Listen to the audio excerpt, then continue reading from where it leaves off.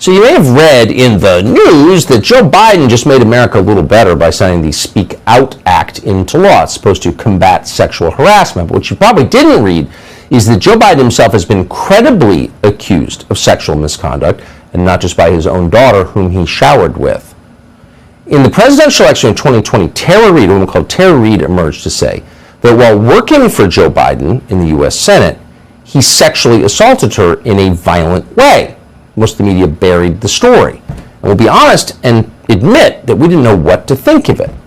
But we finally sat down and talked at great length with Tara Reade to hear what happened. And we were completely convinced that this is real and that she was able to prove it.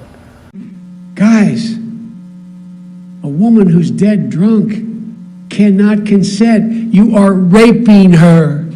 You are raping her. If you cannot say it's okay. He had me up against a wall and he penetrated me with his fingers against my will. And it wasn't just the assault though. It was everything to do with, here I am, this young staffer, and he did this, and then I made him angry. And that's like someone you don't want to make angry. Because I said no. I just think I got to be honest, one of the reasons I didn't know what to make of your story was I've been a man for, 53 years. Yeah.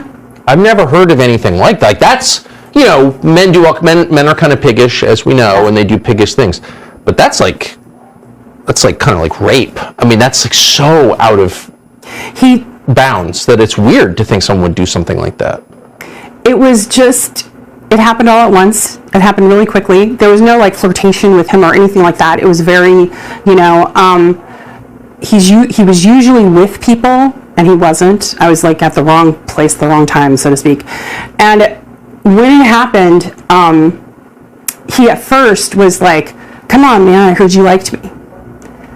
And I froze. And then he said, he got angry, and that's when he smiled, that smile. And that's what was really jarring.